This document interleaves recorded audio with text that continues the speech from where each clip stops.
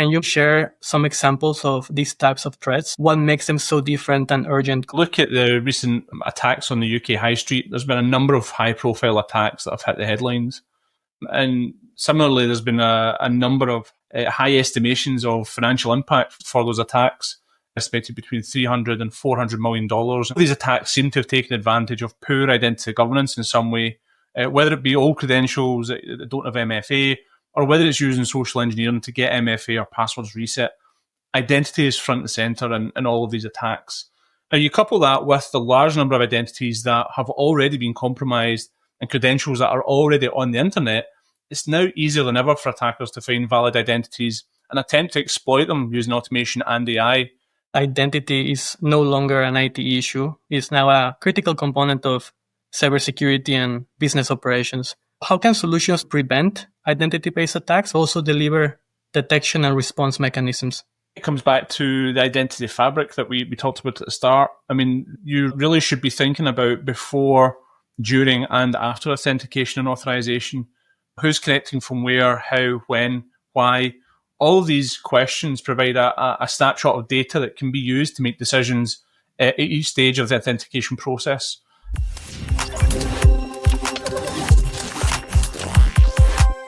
Hi, welcome to the Security Strategist podcast, where we have a weekly conversation with people impacting the enterprise tech landscape. My name is Alejandro Leal. I'm a senior analyst with KuppingerCole, where I cover cybersecurity and identity and access management topics. In this episode, we have Stephen McDermid, Regional Chief Security Officer for EMEA at Okta. We will talk about the modern threats to identity security. We will also look into the concept of identity fabric and explore how AI is changing the security industry. Additionally, we will also examine the role of human oversight in a world that is becoming more automated. Hi, Stephen. How are you? I'm good, Alejandro. How are you? Thank you.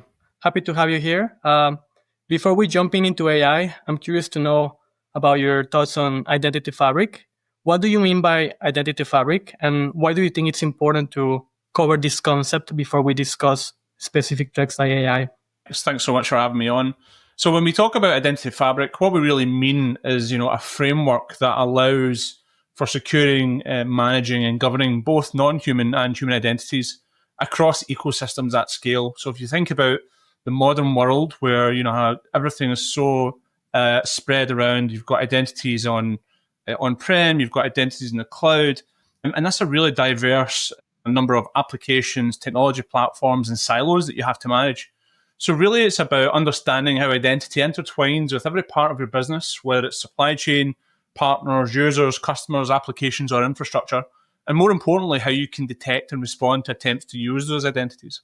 Yeah, absolutely. That makes sense. I think that, as you say, identity fabrics is maybe not necessarily based on a single solution, tool, or cloud service, but it's a paradigm for architecting IAM with enterprises. These services are provided as a combination of different tools. And from my perspective, I think that organizations today must evolve beyond fragmented deployments to more integrated, observable, and actionable identity platforms. And that leads me to the next question. Before, when we were talking about this podcast, you mentioned witnessing a record level of attacks on identity. Can you maybe share some examples of these types of threats that you're seeing and what makes them so different and urgent compared to, let's say, past security challenges? I think, if you look at the recent attacks on the UK high street, there's been a number of high-profile attacks that have hit the headlines.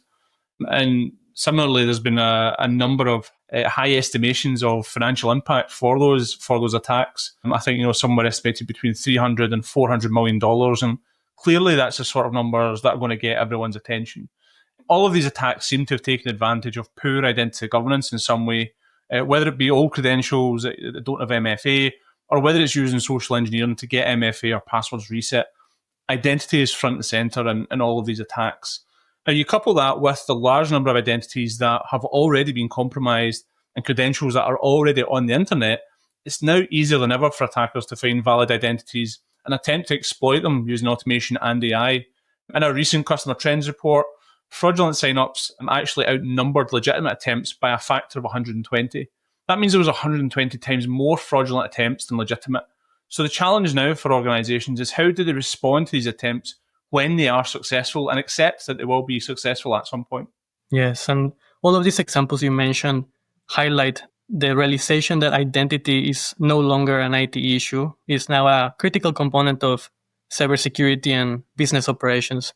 And I think this reflects the growing awareness that identities represent the primary attack surface in most modern environments. And also, we talked about earlier that organizations need to have this mindset that a breach is inevitable. And this mindset is core to the concept of zero trust. So how can solutions not only try to prevent identity-based attacks, but also deliver detection and response mechanisms? I think it comes back to the identity fabric that we talked about at the start. I mean, you really should be thinking about before, during, and after authentication and authorization.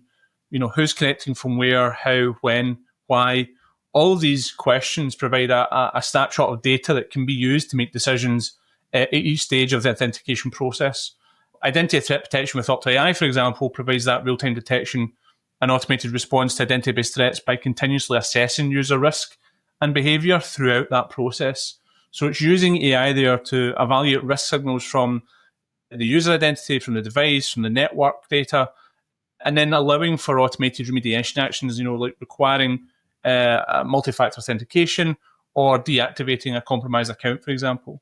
Now, when we think about, well, that's great, how does that really evolve into, really kind of taking proactive action? Well, it is about understanding, when these attacks happen. So for example, phishing and credential stuffing attacks are prevalent given the sheer volume of data that's out there. Attackers can pick this data up and they can automate it at your services, at your systems.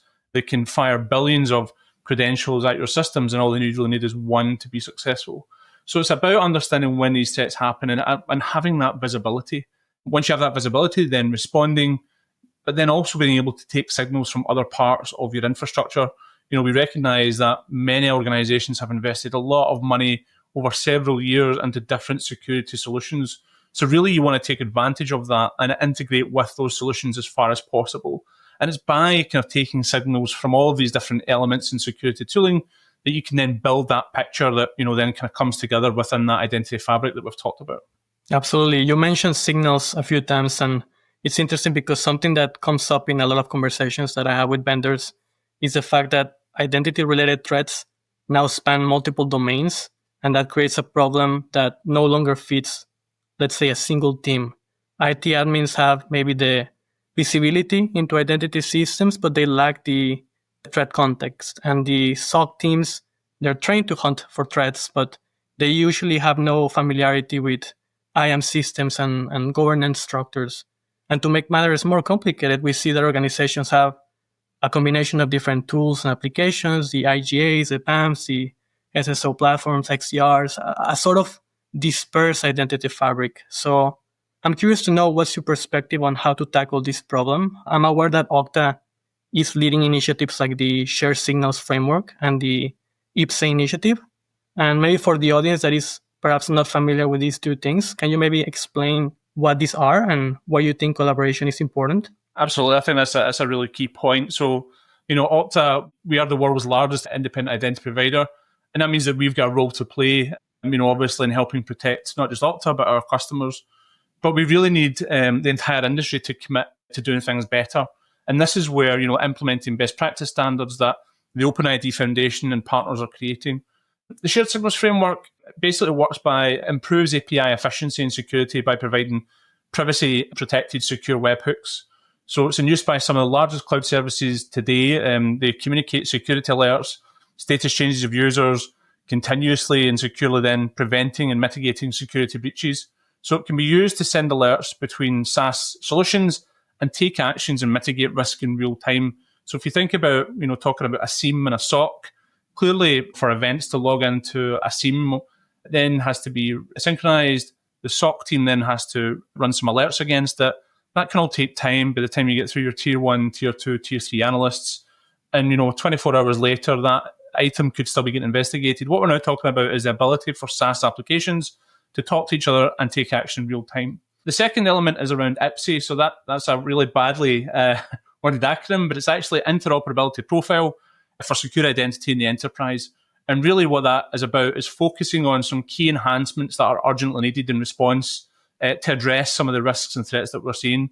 So initially, IPSI is basically focusing on 6 key elements. Single sign-on, obviously, between different applications. User lifecycle management. So again, maybe making sure there's standardization between apps. Entitlements. So when an identity does get access to an application, is it then allowed to do things with other applications? Can it export data? Can it view data? As we've talked about, risk signal sharing. So again, if, for example, I fail login 5 times, do I then want to communicate that with my other SaaS apps, for example, and make a decision that I want to disable that account? And then obviously logout, universal logout, as we've talked about, and the ability to revoke access, so token revocation. So they're the kind of 6 key areas that IPSI is going to focus on initially. But we believe, if SaaS vendors and industry can commit to implementing them in their solutions, then it gives us a really great chance to try and address some of the challenges and the threats that we're seeing. I see. Thank you so much for explaining that in more detail. As you say, collaboration is essential, and regardless of the competitions that vendors face with each other, cybersecurity is ultimately about protecting people, humans. And that reminds me of the quote that I like to say from Horace, which is, "It is your concern when your neighbor's wall is on fire." Moving on, I think the audience would probably like to hear your thoughts on AI agents. It's a topic that a lot of people are discussing these days. There's a lot of hype around it.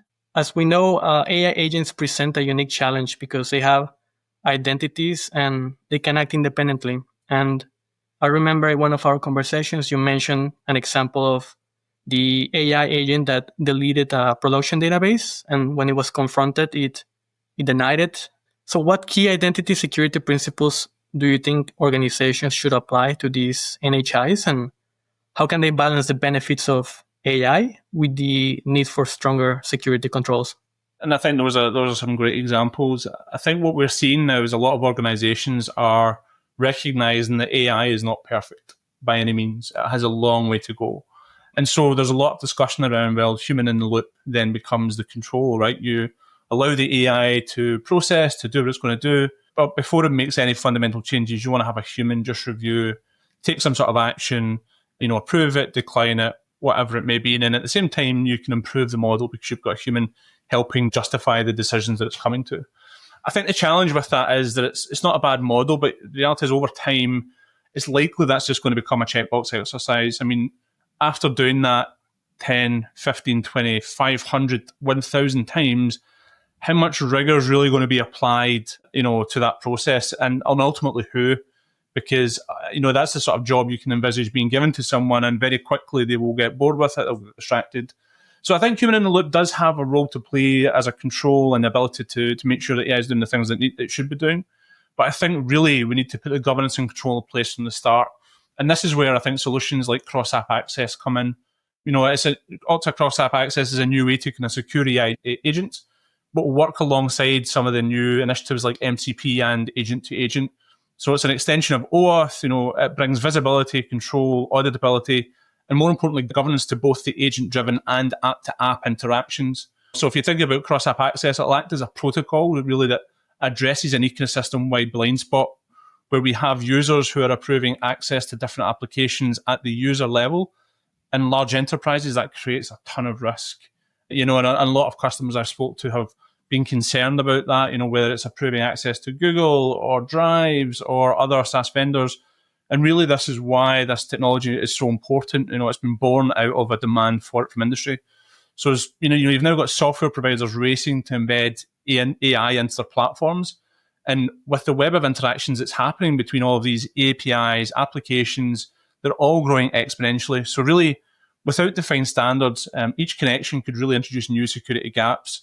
And cross-app access offers a path to really towards that interoperability and trust by enabling those applications and APIs to talk to each other in a common way that can be governed and sets us out a secure foundation, if you like, for collaboration between platforms, without really sacrificing control. I see, that makes sense. That's very interesting. And just to wrap it up now, if you had, let's say, 60 seconds takeaway message to CISOs or anyone listening to this podcast from our conversation today, what would it be and why? I've kind of got three key points, I think. Understand where your identities are across your entire business, supply chain and user base. And more importantly, how you can govern them and detect when and how they're being used. And, identifying how you can centralize and apply governance to them from creation, during use, and to deletion, I think is really important. As we've discussed as well, and I think you said it, assume breach and ask how you'll be able to respond to use of legitimate credentials when they get exposed, not if.